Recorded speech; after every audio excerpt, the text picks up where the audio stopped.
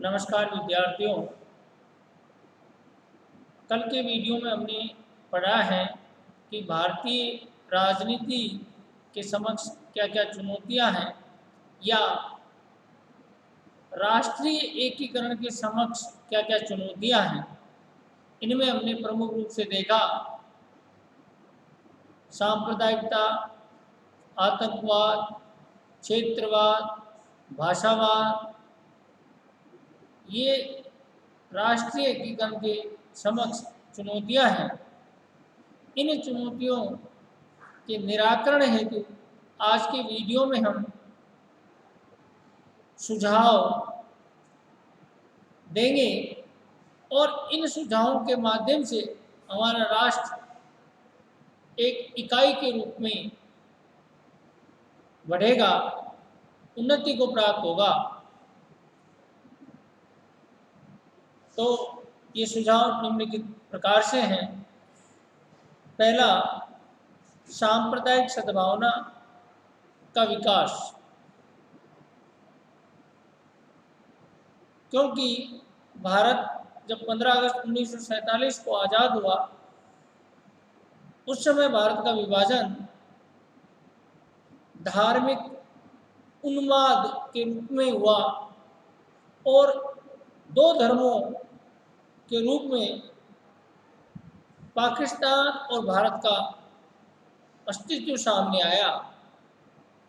यद्यपि हमारा देश सर्वधर्म समभाव की नीति में विश्वास करता है, इसी को पंथ निरपेक्षता कहा जाता है, लेकिन इस पंथ निरपेक्षता को खंडित किया गया, इसको कमज़ोर माना गया और अपने धार्मिक या पंथ के हित को मजबूत और दूसरे के हित को कमज़ोर बताकर धार्मिक उन्माद हमारे देश में पैदा किया गया।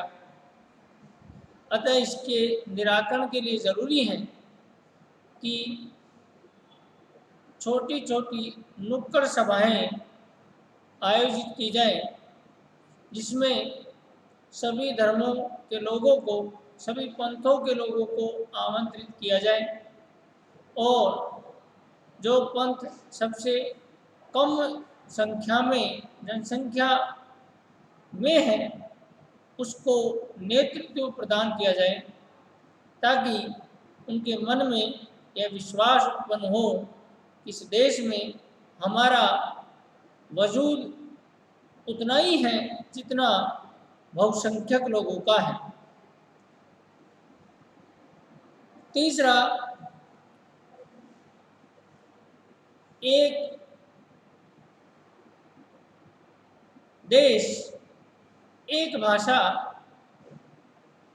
का विकास किया जाए, ताकि सारे लोगों में समन्वय की भाषा एक हो।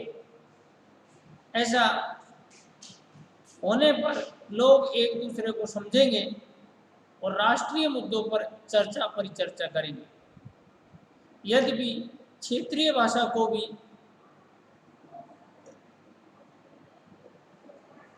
शिक्षा के प्रचार प्रसार के लिए काम में लिया जा सकता है, लेकिन राष्ट्रीय भाषा के रूप में एक भाषा का विकास होना जरूरी है।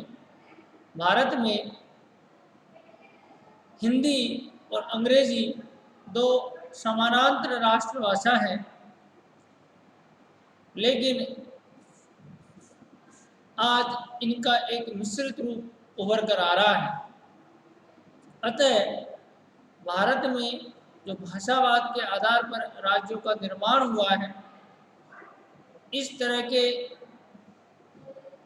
संकीर्ण भाषावादी विचार को त्याग कर हमें राष्ट्रीय भाषा का विकास करना चाहिए, ताकि हमारा देश एक इकाई के रूप में प्रस्फुटित हो सके। तीसरा, क्षेत्रीय हितों को छोड़कर हमें राष्ट्रीय हितों पर ध्यान देना चाहिए। क्षेत्रवाद का विकास हो, लेकिन राष्ट्रवाद के विकास के साथ कोई समझौता नहीं हो। क्योंकि क्षेत्रीय विकास की अपनी सीमा है और यह एक क्षेत्र विशेष के विकास पर बल देता है, राष्ट्र विशेष के विकास पर या पूरे राष्ट्र के विकास पर ध्यान नहीं देता है। इस संकीर्ण भौगोलिक प्रवृत्ति को हमारे मस्तिष्क से निकाला जाना चाहिए। इसके लिए सरकार को चाहिए कि वह व्यापक प्रचार प्रसार करे और अपने तुच्छ राजनीतिक हितों के लिए संकीर्ण क्षेत्रवाद को बढ़ावा नहीं दे।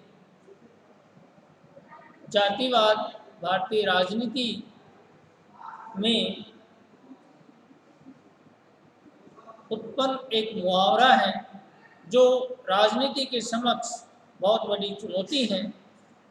इस जातिवाद ने भारत के समक्ष चुनौतियां उत्पन्न की हैं, अतः जातिवाद को छोड़कर या जातीय हितों को छोड़कर हमें राष्ट्रीय हितों पर ध्यान देना होगा, क्योंकि संकीर्णता पूर्णता को प्राप्त नहीं हो सकती और पूर्णता से हम संकीर्णता का निराकरण कर सकते हैं।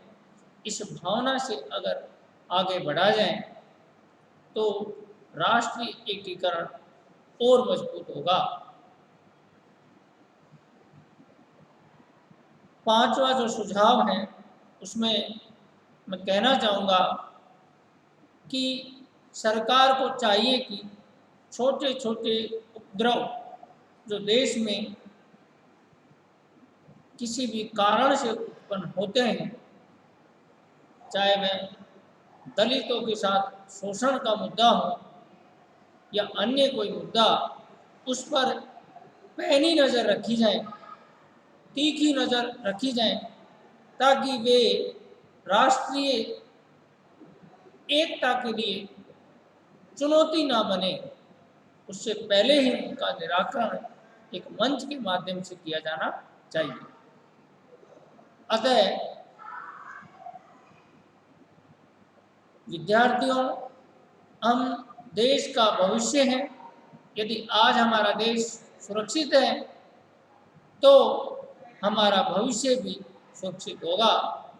इन्हीं भावनाओं के साथ हमें राष्ट्र के निर्माण में एक एक नींव के पत्थर की तरह अपनी भूमिका निभानी है और इस राष्ट्र को पहले प्राथमिकता देनी है। जय हिंद।